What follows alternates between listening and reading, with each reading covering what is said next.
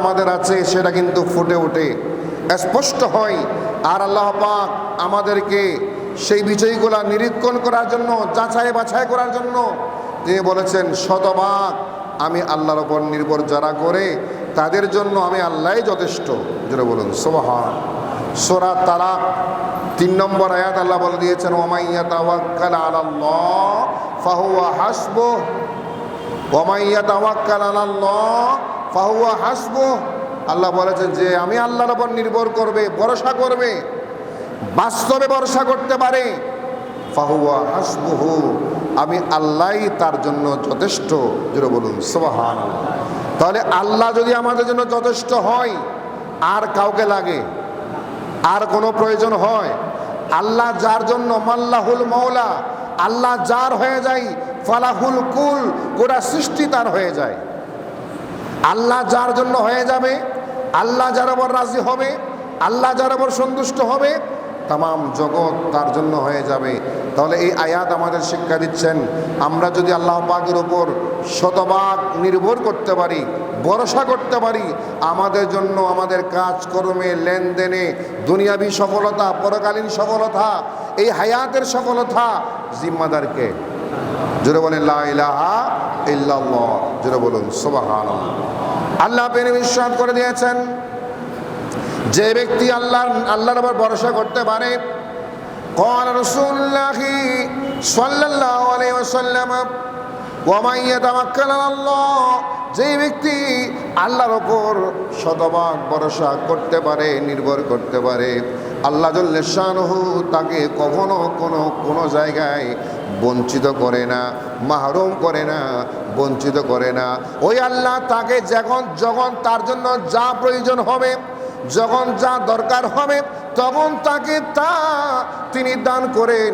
যখন তার জন্য যে জিনিসটা যে সময়ে যখন দরকার হবে, তখন আল্লাহ জাল্লে শানুহু তাকে সেই জিনিসটা দিয়ে সাহায্য করেন, মদত দান করেন। ওই মহান রবের জন্য আমাদেরকে ভরসা করা, নির্ভর করা এই জন্য আবশ্যক।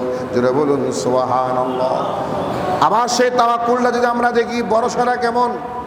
আপনি নির্ভর করেছেন, ভরসা করেছেন, সেই ভরসা হতে হবে কেমন? শতভাগ নির্ভর। যেমন হযরত ইবনে মাজাহ শরীফে হযরত ওমর আল ফারুক রাদিয়াল্লাহু তাআলা থেকে হাদিস শরীফ বর্ণিত, তিনি ইরশাদ করলেন, মান তাওয়াক্কালা আলাল্লাহি হাক্কা তাওয়াক্কুলিহি, কোন বান্দা যদি আল্লাহর উপর বাস্তবে ভরসা করতে পারে, ভরসার মতো ভরসা করতে পারে, নির্ভর করতে পারে, লা রাযাকাকুমুল্লাহ, আল্লাহ তোমাদেরকে এমন রিজিক দান করবে, এমন সম্মান দান করবে, এমন নিয়ামত দান করবে, কামা রাযাকাত তয়রা তুয়ুরা, অথবা তুয়ুরা, যেভাবে আল্লাহ পাক পশু পাখিদেরকে রিজিক দান করেন। যেটা বলুন সুবহানাল্লাহ। এটা কেমন? একটা পশু যখন, একটা কাক, একটা পশু, একটা প্রাণী যখন সকালবেলা তার বাসা থেকে উড়াল দেয়, বাসা থেকে বের হয়, তখন সেই কাকটা জানে না তার খাবার কোথায়, ঠিক কিনা? সে জানে না তার রিজিক কোথায়। মিশকাত শরীফের হাদিসের মধ্যে রয়েছে, প্রাণীদের মধ্যে রিজিকের ব্যবস্থা একেবারে বাড়িঘর থেকে অনেক দূরে যাদের রিজিক, এরা হচ্ছে কাক। এই কাকের রিজিক বাড়িঘরের আশেপাশে একটু কম, অনেক দূরে তারা চলে যায়। ওই দূর থেকে তারা খাবার খেয়ে রিজিক কালেকশন করে আবার বাসায় ফিরে আসে।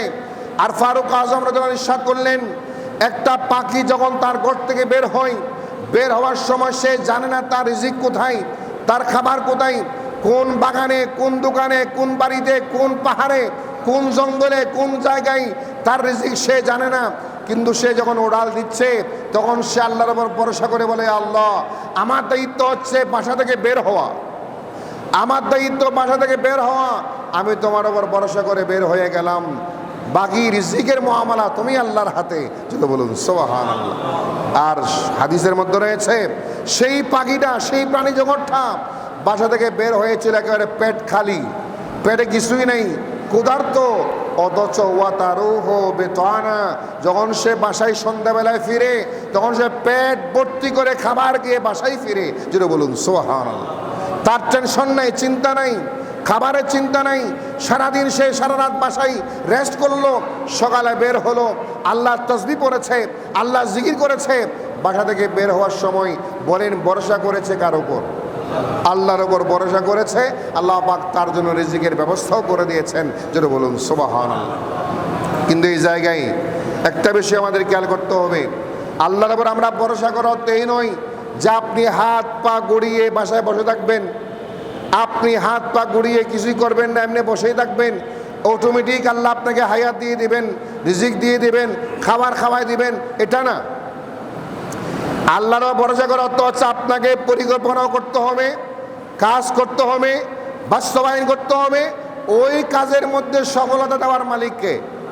এখন আমি আল্লাহর উপর ভরসা করে মনে করে কোনো কাজ করলাম না, বাসায় বসে থাকলাম, কিছুই করলাম না, রান্না বান্না করলাম না, বাজার কিনলাম না, আমার ঘরে কি অটোমেটিক খাবার চলে আসবে? আসবে না। স্বাভাবিক নিয়ম হচ্ছে স্বাভাবিক কাজকর্ম আমাদেরকে করতে হবে, ওই স্বাভাবিক কাজকর্মের মাধ্যমে আল্লাহর উপর ভরসা করতে হবে। যেটা বলুন সুবহানাল্লাহ। নবীজির দরবারে একদিন একজন আরোহী আগমন করলো, ওটের ওপর সাওয়ার হয়ে, ওটের ওপর ভ্রমণ করে সে নবীজির দরবারে আসলো। ওট থেকে নেমে সরাসরি নবীজিকে সালাম দিলেন, নবীজির সাথে মোলাকাত করলেন, মুসাফাহা করলেন, কদমবুচি করলেন। এরপরে বললেন, ইয়া রাসূলুল্লাহ, আমি তো মুসলমান, আমি তো আল্লাহর উপর ভরসা করেছি, শতভাগ নির্ভর আমি আল্লাহর উপর। এখন আমি কি আমার উটের রশি কি বাঁধবো নাকি এরকম থাকবে? অর্থাৎ তিনি উট থেকে নেমে উটের রশি বাঁধেন নাই, উটটা ছেড়ে এমনি রেখে দিয়েছেন, উটের লেগামটা বাঁধেন নাই। এখন লেগামটা না বাঁধলে উট তো অন্য জায়গায় চলে যাওয়ার সম্ভাবনা আছে। উনি বলতেছেন, ইয়া রাসূলুল্লাহ, আমি তো নির্ভর করেছি কার উপর? আল্লাহর উপর। আমি ওটটা রশি বাঁধি নাই, লাগামটা বাঁধি নাই, রশি বাঁধি নাই, এখন আমি কি করব?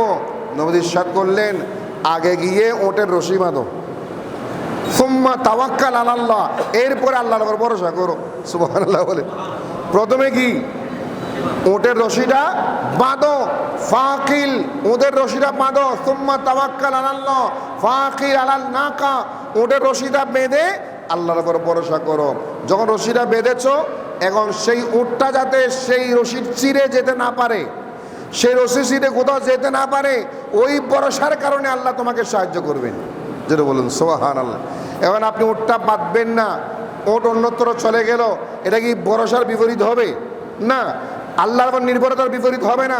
আপনাকে আপনার স্বাভাবিক কাজ করে ওই স্বাভাবিক কাজের মাধ্যমে নির্ভর করতে হবে কার উপর? আল্লাহর উপর। যেটা বলুন সুবহানাল্লাহ। আল্লাহুম্মা সাল্লি